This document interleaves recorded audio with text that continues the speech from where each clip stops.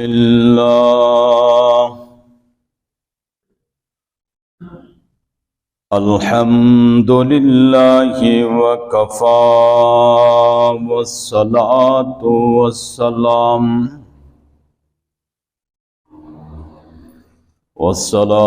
والسلام على أشرف الأنبياء والمرسلين والصلاة والسلام على خاتم الأنبياء والمرسلين سيدنا ومولانا محمد وعلى آله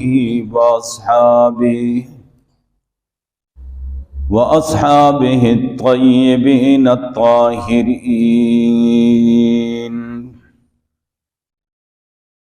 أما بعد فأعوذ بالله من الشيطان الرجيم. بسم الله الرحمن الرحيم. لقد جاءكم رسول من أنفسكم عزيز عليه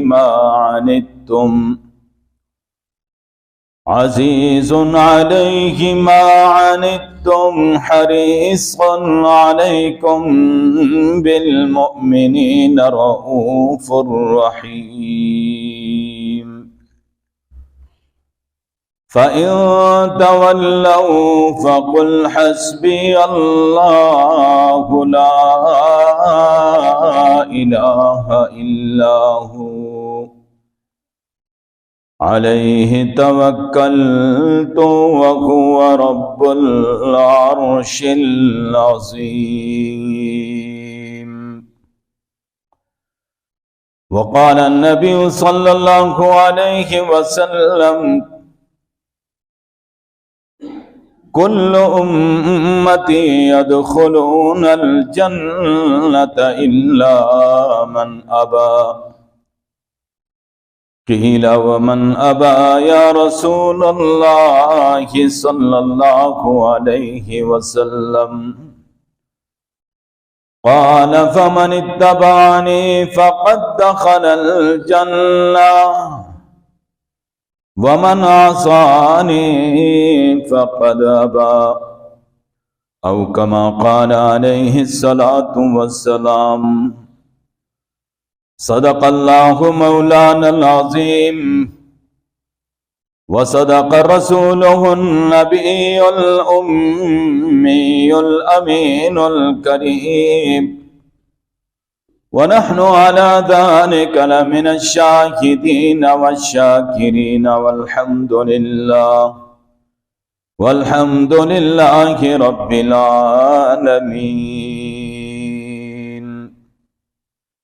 إن الله وملائكته يصلون على النبي يا أيها الذين آمنوا صلوا عليه وسلموا تسلیما.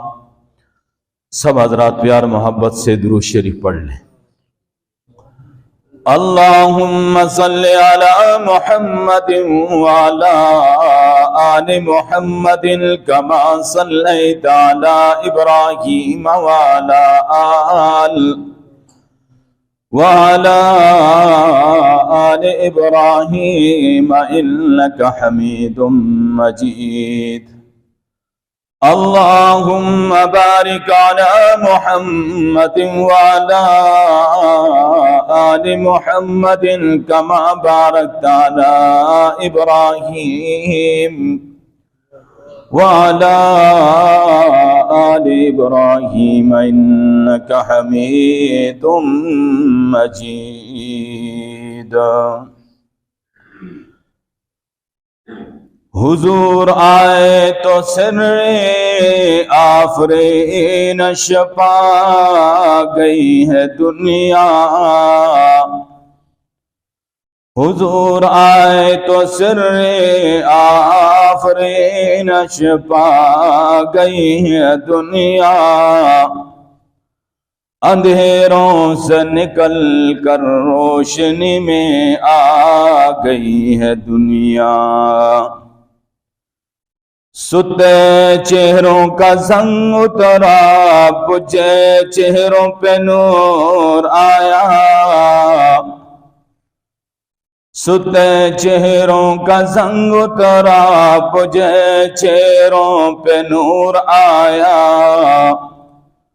حضور آئے تو انسانوں کو جینے کا شعور آیا۔ اتر کر حرا سے جو سوئے قوم آیا، اتر کر حرا سے جو سوئے قوم آیا، اور ایک نسخہ کیمیا ساتھ لایا۔ وہ بجلی کا کڑکا تھا یا صوت ہادی تھی،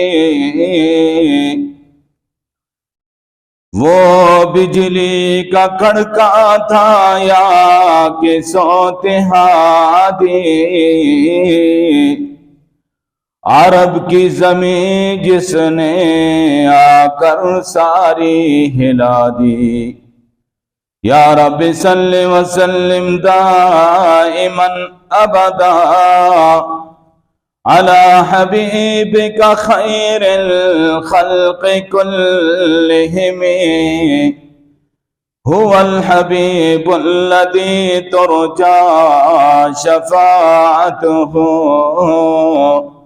لکل حول من الاحوال مقتحم۔ نہایت ہی قابل صد احترام دوستو، بزرگوں، الحمدللہ گزشتہ کئی جمعوں سے پیارے محبوب کی سیرت طیبہ آپ کے سامنے بیان ہو رہی ہے اللہ کے کرم فضل سے، اور آپ اس کو سماعت فرما رہے ہیں۔ گزشتہ جمعے میں یہ بات رکھی کہ پیارے محبوب صلی اللہ علیہ وسلم نے حضرت زید بن حارثہ کی کس طرح تربیت کی اور اپنے بچوں جیسا انہیں پیار دیا، اور انہوں نے بھی پیارے محبوب صلی اللہ علیہ وسلم کی محبت میں، پیارے محبوب صلی اللہ علیہ وسلم کی غلامی میں اپنے آباء و اجداد کو، اپنے اہل و عیال کو چھوڑ دیا۔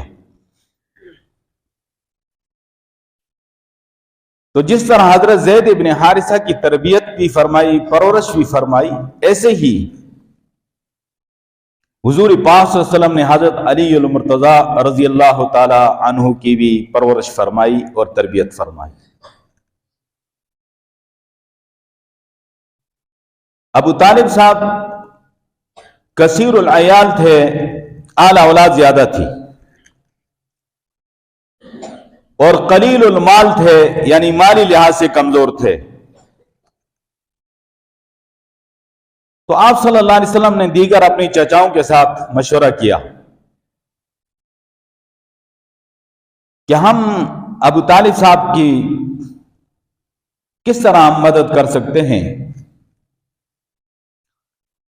اور پھر خود یہ آپ صلی اللہ علیہ وسلم نے تجویز دی کہ آپ کے جو بچے ہیں، ہم ان میں سے ایک ایک بچے کا خرچات ہم برداشت کرتے ہیں، اس کی تعلیم تربیت کا بھی۔ تو آپ کے چچا حضرت عباس بھی بہت خوش ہوئے، حضرت حمزہ بھی خوش ہوئے، اور یہ لوگ سارے چلے گئے ابو طالب صاحب کے پاس اور کہا کہ ہم تو اس مقصد کے لیے حاضر ہوئے ہیں۔ تو انہوں نے فرمایا کہ مجھے کوئی اعتراض نہیں ہے، یہ آپ کے بچے ہیں، البتہ دو لوگ ہیں کہ ان کو مجھ سے جدا نہ کرنا، ایک طالب کو اور ایک عقیل کو۔ ایک طالب کو جس کی وجہ سے آپ کی کنیت ابو طالب ہے نا، اور ایک جعفر۔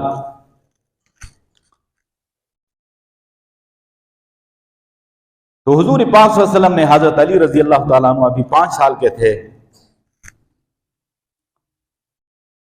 ان کو لے لیا، اور حضرت عباس نے حضرت جعفر کو لے لیا، اور اس طرح حضور پاک صلی اللہ علیہ وسلم کی تربیت میں حضرت علی رضی اللہ تعالیٰ عنہ جب آئے تو وہ 5 سال کے تھے، اور ان کے خرچ خرجات اور ان کی پرورش، ان کی تربیت، سارے معاملات جو ہیں پیارے محبوب صلی اللہ علیہ وسلم نے فرمائے۔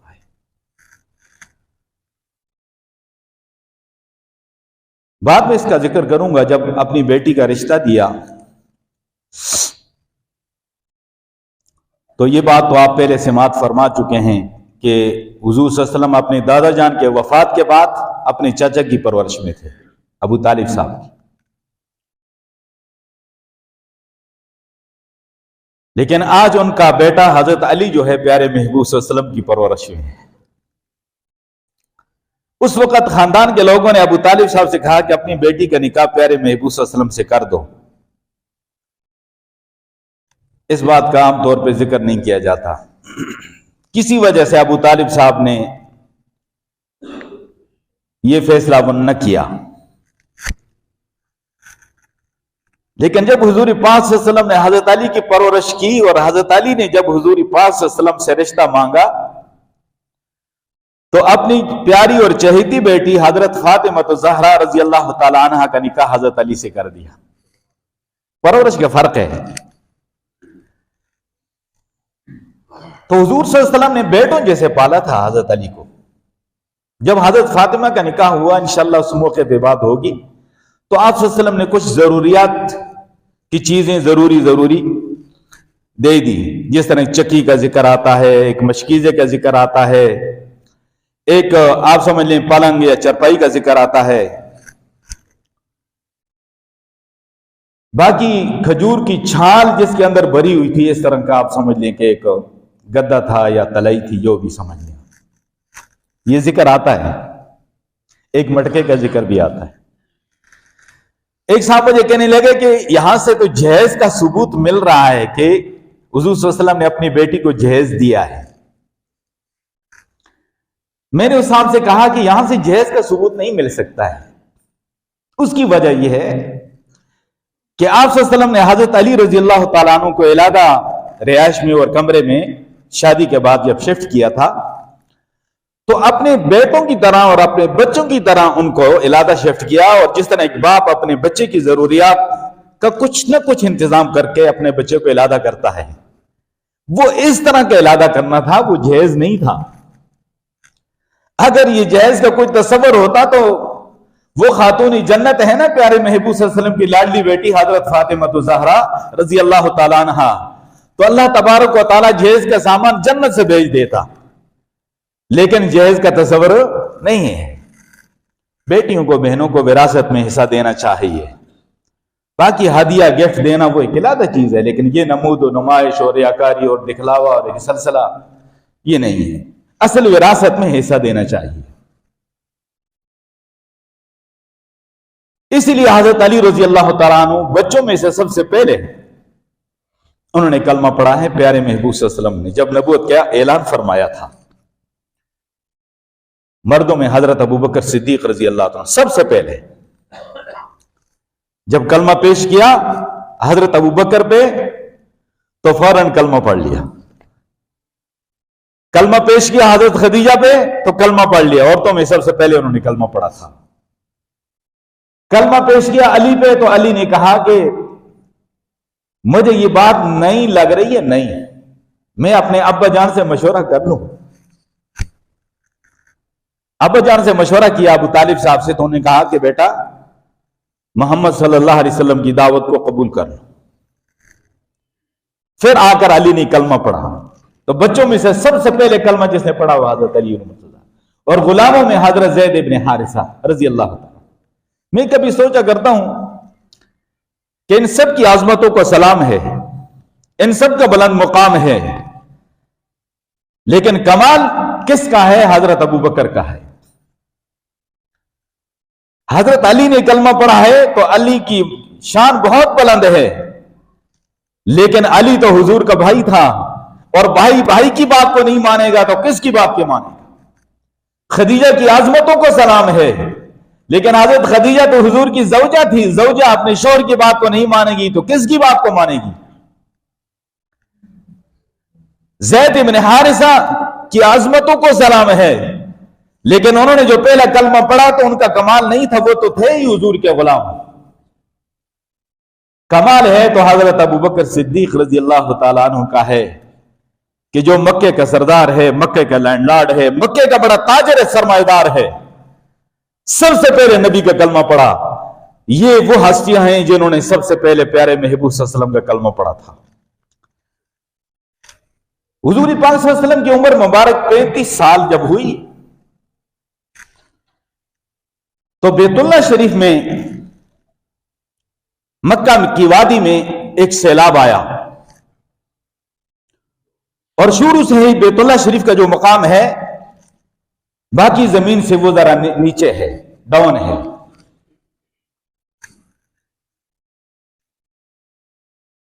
ان لوگوں نے اپنے حساب کتاب کے مطابق یا اسباب کے درجے میں جو بند باندھا اور جو انتظامات انہوں نے کرنے تھے وہ کیے،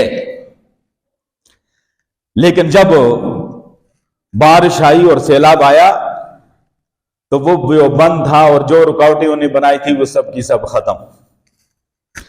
یہاں سے یہ بات معلوم ہوئی کہ جو قدرتی آفات ہیں ان کا مقابلہ نہیں کیا جا سکتا، ایک ہی صورت ہے کہ اللہ کی طرف رجوع کیا جائے۔ اور یہ جو لوگ باتیں کرتے ہیں یہ بہت خطرناک قسم کے الفاظ بولتے ہیں کہ ہم قدرتی آفات کا مقابلہ کریں گے، استغفر اللہ۔ قدرتی آفات کا مقابلہ ہو ہی نہیں سکتا ہے، انسان تو کمزور ہے، عاجز ہے، اللہ کی ذات عالی کی طرف رجوع کیا جا سکتا ہے، استغفار کیا جا سکتا ہے، اللہ سے مانگا جا سکتا ہے۔ باقی اسباب کے درجے میں انتظامات علیحدہ چیز ہے، ان انتظامات کو معاذ اللہ قدرتی آفات کا مقابلے کا نام نہ دیا جائے۔ آج کی سپر طاقت جس کو اپنی ٹیکنالوجی پہ ناز اور ہر طرح کی مشینری اور ہر طرح کے ساز و سامان کے باوجود ساری کی ساری ٹیکنالوجی آگ کی ایک چنگاری کے سامنے ڈھیر ہو گئی، اور وہ لوگ ان کی آنکھوں کے سامنے ان کے محلات اور ان کے آبادیاں جل رہی ہیں۔ یہ وہی لوگ تھے جنہوں نے، ان کے بڑے نے کچھ دن پہلے کہا تھا کہ میں غزہ کو صفحہ ہستی سے مٹا دوں گا، مشرق وسطیٰ کو میں جہنم بنا دوں گا، ہمارے قیدیوں کو چھوڑ دو۔ اللہ نے اپنی قدرت کا کرشمہ دکھایا، اور ساری ٹیکنالوجی کے باوجود اور سائنسی ترقی کے باوجود وہ بے بس ہو گئے۔ قدرتی آفات کا مقابلہ نہیں کیا جا سکتا، یہ اللہ کا عذاب تھا، یہ اللہ کی پکڑ تھی، یہ اہل غزہ کی بدعاؤں کا اثر تھا، یہ اہل غزہ کی بدعائیں تھی۔ آج دنیا والوں نے ان کو لاوارث چھوڑ دیا، روئے زمین پہ ان کا کوئی پرسان حال نہیں تھا۔ غیر مسلموں کو چھوڑ دو، دو بھائی عرب مسلمانوں میں سے بھی کوئی ان کے ساتھ کھڑا ہونے والا نہ تھا۔ اللہ نے ان کی مدد کی اور اللہ نے ان کی فریاد کو سنا۔ تو بہرحال خوش آئندہ بات ہے کہ چلو آج کل کہہ رہے ہیں کہ جنگی معاہدہ ہو گیا ہے، میں اس کو جنگی معاہدہ نہیں کہتا۔ جنگی معاہدہ اس کو کہا جاتا ہے جو دو ہم پالا قوتیں اور طاقتیں ہوں اور آپس میں ٹکرا رہی ہوں اور ان کے درمیان جنگ بندی کی جائے تو اس کو کہا جاتا ہے جی یہ جنگ بندی ہے۔ وہاں پر نہایت مظلوم غزہ کے مسلمان ہیں اور ادھر دنیا کی ساری طاقتیں اکٹھی ہو کر ان پہ آگ اور بارود برسا رہی ہیں، اور 1.5 سال سے زائد عرصے میں ہزاروں لوگوں کو شہید کر دیا اور لاکھوں لوگوں کو زخمی کر دیا، 25 لاکھ انسانوں کو بےگار کر دیا۔ یہ جنگ بندی نہیں ہے، یہ ایک طرفہ ان کا ظلم تھا، ان کا جبر تھا۔ تو بہرحال خوش آئندہ بات ہے، اللہ کرے کہ یہ جنگ بندی تا دیر قائم رہے، ایسا نہ ہو کہ یہ درندہ پہلے کی طرح کچھ وقت سستانے کے لیے یہ ڈھونگ رچائے اور اس کے بعد سے تازہ دم ہو کر پھر دوبارہ حملہ آور ہو، اللہ کرے سے نہ ہو۔ لیکن ان مظلوموں کی عظمتوں کو ہم سلام کرتے ہیں، ان بچوں کی عظمتوں کو ہم سلام کرتے ہیں، ان عزت ماں بہنوں بیٹیوں کی عظمتوں کو ہم سلام پیش کرتے ہیں، ان بوڑھے جوانوں کی عظمتوں کو ہم سلام پیش کرتے ہیں کہ ان ظالم درندوں کے سامنے وہ ڈٹ کر کھڑے رہے اور انہوں نے ایمانی قوت کا مظاہرہ کیا اور دنیا کے سامنے ثابت کر دیا کہ آج دنیا صرف طاقت کی زبان سمجھتی ہے۔ تو بہرحال میں عرض کر رہا تھا کہ قدرتی آفات کا مقابلہ تو نہیں کیا جا سکتا۔ مکے کی وادی میں سیلاب داخل ہوا، مطاف جو ہے وہ زمین کا حصہ ذرا نیچے ہے اور وہاں پانی بھر گیا، پانی رک گیا، بیت اللہ شریف کی بنیادیں جو ہیں وہ بیٹھ گئی، دیواروں میں دراڑیں پڑ گئی، اور یہ وہ ابراہیم علیہ السلام کی تعمیر ہے۔ اور یہ بھی آپ کو معلوم ہونا چاہیے کہ بیت اللہ شریف کی سب سے پہلے تعمیری جو کی تھی، مختصراً عرض کر دوں کہ اللہ نے فرشتوں کو حکم دیا تھا اور حضرت آدم علیہ السلام نے بیت اللہ شریف کی تعمیر پھر کی، انہوں نے نشاندہی کی فرشتوں نے، اور کائنات کا جو سلسلہ اللہ نے یہیں سے پھیلایا ہے، یہ کائنات کا بالکل وسط اور درمیان ہے۔ اور یہی بیت اللہ شریف جو بیت المعمور ہے، آسمانوں پہ فرشتوں کا کعبہ ہے، بالکل اس کے برابر میں اور اس کی سیدھ میں رب کی اس دھرتی پہ اللہ کا یہ مقدس گھر ہے۔ وہاں بیت المعمور پہ فرشتے اللہ کی عبادت کرتے ہیں، فرشتوں کا کعبہ ہے اور یہ انسانوں کا کعبہ ہے۔ یہی وجہ ہے کہ بیت اللہ شریف سے لے کر وہ سدرۃ المنتہا تک یہ سارا کعبہ ہے۔ بیت اللہ شریف سے لے کر تحت سرا زمین کے نچلے طبقے تک یہ سارا کعبہ ہے۔ یہ اللہ کی تجلیات اور انوارات کا ایک تسلسل ہے اور اللہ کے انوارات کا ایک مینار ہے۔ یہ وجہ ہے کہ کوئی انسان زمین کی تہ میں چلا جائے تو اس کو بھی اس جہت کی طرف رخ کر کے نماز پڑھنی ہوتی ہے۔ بیت اللہ شریف زمین کے نچلے طبقے تک ہے، کوئی زمین کے اندر اتر جاتا ہے، کئی میل نیچے چلے جاتا ہے، نماز کیسے پڑھے گا؟ اس جہت کی طرف، اس سمت کی طرف۔ اس لیے کوئی آسمانوں بھی چلا گیا، نماز کیسے پڑھے گا؟ اس جہت کی طرف، اس سمت کی طرف چہرہ کر کے نماز پڑھے گا۔ حالانکہ بیت اللہ شریف تو نیچے زمین کے اوپر ہے اور وہ کئی ہزار فٹ بلندیوں پہ ہے، جہاز میں سفر کر رہا ہے لیکن نماز پڑھ رہا ہے۔ رخ اس کو ایسے کرنا کیوں کہ یہ سارا اللہ کے انوارات اور اللہ کی تجلیات کا ایک تسلسل ہے، اور یہ سارا بیت اللہ شریف۔ طوفان نوح میں بیت اللہ شریف کو اٹھا لیا اور اس کی بنیادیں رہ گئی۔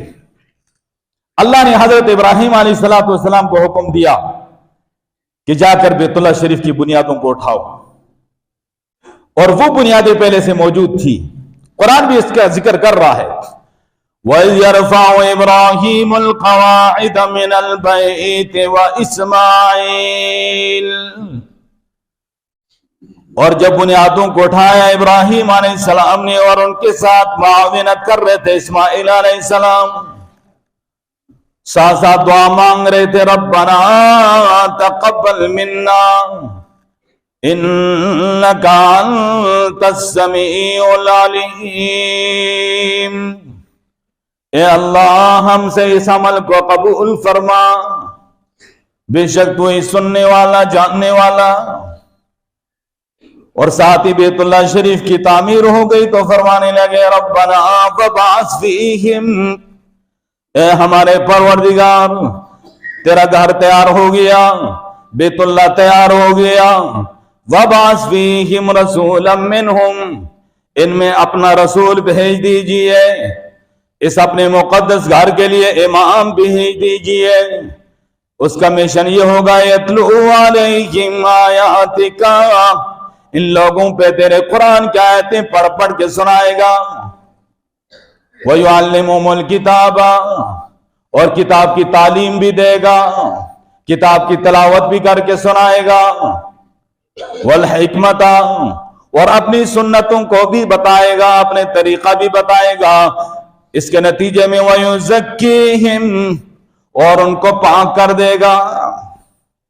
اے اللہ تو غالب حکمت والا ہے، انک انت العزیز الحکیم، بے شک تو غالب حکمت والا ہے۔ ابراہیم علیہ السلام نے جب یہ بیت اللہ شریف کی بنیادیں اٹھائی تو اللہ سے یہ دعا مانگی۔ آج ان بنیادوں کو دوبارہ اٹھانے کی ضرورت پیش آ گئی۔ ہوا یہ کہ جب دراڑی پڑ گئی تو سارے لوگوں نے مشورہ کیا، مکے کے اس وقت کے بڑے بڑے سردار، پیارے محبوب صلی اللہ علیہ وسلم کی عمر مبارک ابھی 35 سال ہے۔ لوگوں نے کہا کہ ہم تو ہاتھ نہیں لگائیں گے اللہ کے گھر کو۔ ولید ابن مغیرہ جو بڑا سردار تھا، حضرت خالد ابن ولید رضی اللہ عنہ کے والد تھے، انہوں نے کہا کہ ہم اللہ کے گھر کی تعمیر کی نیت کے ساتھ، ہم اللہ کے گھر کے جو ہے شکستہ دیواروں کو ہم ہٹا کے اور نئی تعمیر کرنا چاہتے ہیں۔ لوگوں کو ہمت ہی نہیں ہو رہی، تو انہوں نے کہا سارے تو مجھے اجازت دیتے ہو؟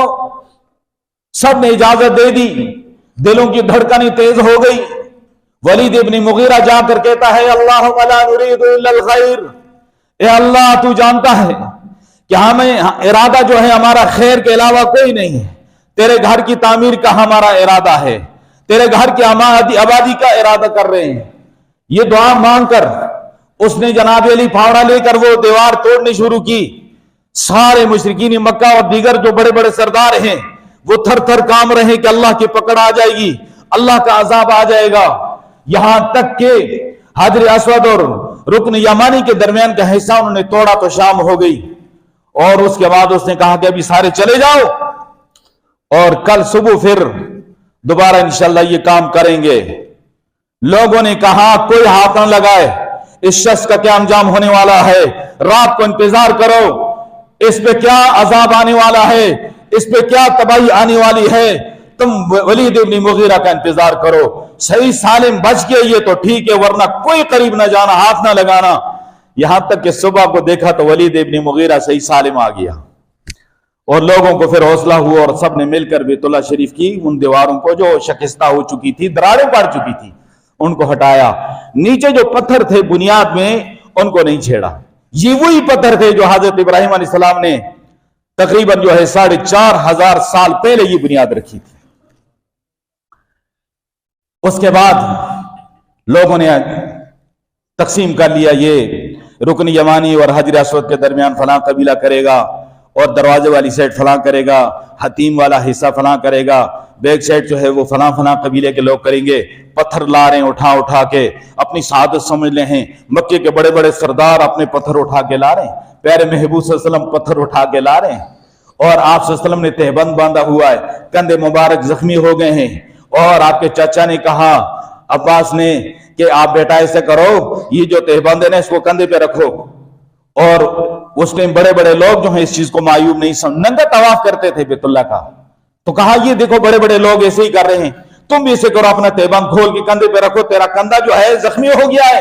پیارے محبوب نے فرمایا کہ نہیں، تو حضرت عباس آگے بڑھے اور آپ کے تہبند کو ہاتھ لگایا تو فرمایا کہ ازاری ازاری، میرے تہبند کو چھوڑ دو۔ آپ پہ غشی طاری ہو گئی۔ ابو طالب بھاگے اور اٹھایا اور کہا بھتیجا کیا ہوا؟ کہا کہ میں نے ایک سفید پوش نورانی شخصیت کو دیکھا اور اس نے مجھے کہا کہ محمد صلی اللہ علیہ وسلم اپنے سطر کا خیال رکھیے، اپنے سطر کا خیال رکھیے۔ اور اس کے بعد ابو طالب نے عباس سے کہا چھوڑ دو اس کو، جیسے یہ کر رہا ہے کرنے دو، کندھے زخمی ہو گئے ہیں، پتھر اٹھا اٹھا کے لا رہے ہیں۔ بیت اللہ شریف کو اٹھایا، حجر اسود کے مقام تک دیواری پہنچ گئی، حجر اسود کو نصب کرنے کا مرحلہ آیا تو اس وقت سارے قبائل خاندان کے لوگ کہنے لگے یہ شرف یہ سعادت ہم حاصل کریں گے، دوسرا خاندان کہتا ہے ہم حاصل کریں گے۔ پہلے یہاں تک کہ آپس میں ان کے مذاکرات چلتے رہے، لیکن اس کے بعد میں معاملات میں بہت سختی آ گئی، تلواریں نکل گئی اور مطاف کے اندر خون ریزی کا بہت زیادہ خطرہ ہونے لگا۔ جب خطرہ ہونے لگا تو ابو امیہ جو تھا انہوں نے کہا کہ بات سنو، سارے کے سارے تلواریں نیاموں میں رکھو۔ یہ بڑے بزرگ تھے، یہ حضرت ام سلمہ رضی اللہ تعالی عنہ کے والد تھے، حضور صلی اللہ علیہ وسلم کے گویا سسر تھے۔ تو سارے لوگوں نے تلواریں نیام میں رکھی کچھ جذباتی لوگوں نے تو خون کے پیالہ بھرا ہوا تو اس میں ہاتھ ڈبو دیے، ان کا طریقہ ہوتا تھا، اور کہا کہ اسے کرو، کل سب سے پہلے جو بیت اللہ شریف میں آئے گا وہی حجر اسود کو نصب کرے گا۔ صبح سویرے بھاگتے ہوئے سارے آئے، دیکھا تو پیارے محبوب صلی اللہ علیہ وسلم تشریف لا رہے ہیں۔ انہوں نے کہا رضینا ھذا محمد صلی اللہ علیہ وسلم ھذا امین، یہ تو امین ہے اور صادق ہے، یہ ہمارے پیارے محمد ہیں، ہم سب راضی ان کے فیصلے پہ۔ حضور پاک صلی اللہ علیہ وسلم نے فرمایا سارے خاندان کے چیدہ لوگ آگے آؤ، سردار آگے آ جاؤ، نمائندے بڑے بڑے آگے آ جاؤ۔ آپ صلی اللہ علیہ وسلم نے چادر مبارک بچھائی، حجر اسود کو اس میں رکھا اور کہا سارے آ جاؤ اور چادر کو اٹھاؤ۔ ہر خاندان کے قبیلے کے جو بھی نمائندہ تھا، ان کا سردار تھا، اس نے آ کے چادر کو اٹھایا اور لے جا کر حجر اسود کے مقام کے قریب کیا تو حضور پاک نے فرمایا سارے مجھے وکیل بنا لو۔ وکیل کا جو فعل ہوتا ہے وہ معقل کا فعل ہوتا ہے، میرا جو عمل ہے یہ تمہارا عمل ہے۔ ان سب نے کہا ہم راضی ہیں۔ حضور پاک صلی اللہ علیہ وسلم نے اس جنتی پتھر کو اٹھایا اور اس مقام پہ رکھا، اور وہ خونریزی، وہ فساد ختم ہوا، اتفاق اور اتحاد کی فضا بنی رہی۔ اور ان لوگوں کو مکے کے بڑے بڑے دانشور، بڑے بڑے سردار، بڑے بڑے چغادری، ان کو یہ سمجھ نہیں آ رہی تھی کہ یہ کیا کرنا ہے، لیکن پیارے محبوب صلی اللہ علیہ وسلم کس حکمت سے، کس بصیرت سے اس مسئلے کو، بہت الجھا ہوا مسئلہ تھا، اس کو سلجھایا، کس طرح حل کیا، اور سارے اتفاق اور اتحاد کے ساتھ آگے تعمیر میں جناب علی جو ہے وہ شامل ہو گئے آگے۔ تو بہرحال کسی نے یہی کہا کہ جو فلسفیوں سے کھل نہ سکا، جو فلسفیوں سے کھل نہ سکا، جو نقطہ وروں سے حل نہ ہو سکا، وہ راز کملی والے اس نے بتا دیا چند اشاروں میں، وہ راز ایک کملی والے نے بتا دیا چند اشاروں میں۔ اللہ پیارے محبوب کی سچی محبت نصیب فرمائے۔ وآخر دعوانا